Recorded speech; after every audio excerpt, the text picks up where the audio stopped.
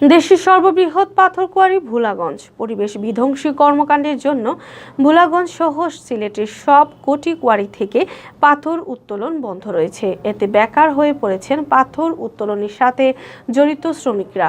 বিকল্প কর্মসংস্থান না থাকায় মানবিক দিক বিবেচনা করে সনাতন পদ্ধতিতে কোয়ারিগুলো থেকে পাথর উত্তোলনের সুযোগ দেওয়ার দাবি জানাচ্ছেন শ্রমিকরা।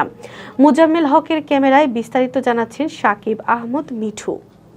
সিলেটের পাথর কোয়ারি থেকে পাথর উত্তোলনকে অর্থনীতির মূল চালিকা শক্তি আখ্যায়িত করে পাথর কোয়ারি খুলে দেওয়ার দাবি জানিয়েছেন শ্রমিক ও ব্যবসায়ীরা। তারা বলেছেন, করোনা পরিস্থিতির আগে থেকে পরিবেশ বিপন্ন হওয়া সংখ্যায় পাথর কোয়ারি বন্ধ রাখা হয়েছে। এতে 10 লাখ পাথর শ্রমিক ও ব্যবসায়ীরা চরম আর্থিক সংকটে পড়েছেন। মানবিক বিপর্যয়ের সম্মুখীন কয়েক লাখ মানুষ। বিপর্যয় ঠেকাতে পাথর কোয়ারি খুলে দেওয়া ছাড়া আর কোনো বিকল্প নেই বলে তারা মনে করেন।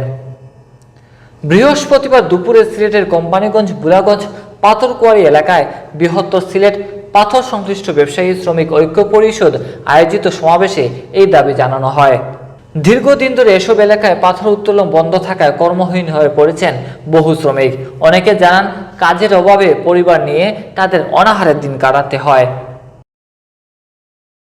আমরা পেটে খাওয়া মানুষ, আমরা বারকি বাইয়ে ভাত খাই।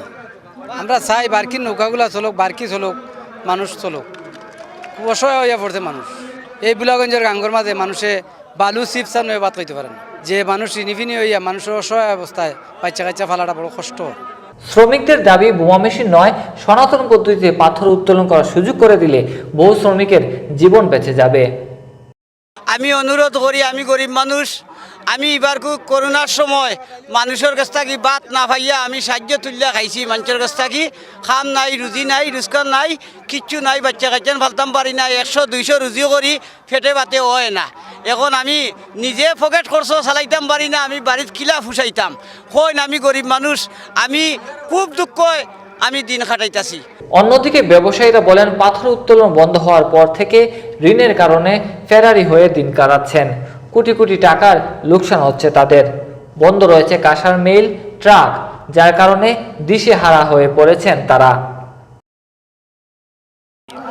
মালিকদের পক্ষ থেকে আমাদের এখন পর্যন্ত আমাদের কাছে যে পরিসংখ্যান আছে, শুধু সিলেট জেলায় আমাদের 500 কোটি টাকার উপরে বিভিন্ন গাড়ি কোম্পানিগুলো যারা আমাদেরকে কিস্তিতে গাড়ি দিত, তারা পাওনা আছে আমাদের কাছে 500 কোটি টাকার মতো। আমাদের মালিকরা এই টাকাটা পরিশোধ করতে পারতেছে না, কারণ ওদের ইনকাম নাই, আয় নাই, কোনো ট্রিপ নাই। এই জন্য এই গাড়ি কোম্পানিগুলার কিস্তি আদায় করতে পারতেছে না ওরা। এখন আমরা মাননীয় প্রধানমন্ত্রীর নিকট দাবি জানাচ্ছি এটা, যে কমপক্ষে আমাদেরকে যদি 3 বছরের জন্য আমাদেরকে কোয়ারিটা খুলে দেওয়া হয়, আমাদেরকে এক্সিটের সুযোগ দেওয়া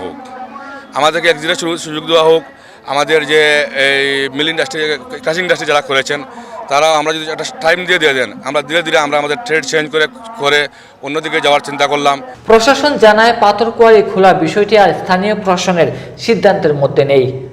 পরিবেশ ও পরিস্থিতি বিবেচনায় পাথর আহরণ না করে আমদানি করে চাহিদা পূরণ করার সিদ্ধান্ত হয়েছে। এই অবস্থায় করোনা কালের আগে থেকে পাথর কোয়ারি বন্ধ করে উপজেলা প্রশাসন। পাথর শ্রমিকদের বিকল্প পেশায় উদ্বুদ্ধ করার কর্মসূচি হাতে নেওয়া হয়েছে। সাকিব আহমদ মিঠু, বাংলা ভিউ, সিলেট।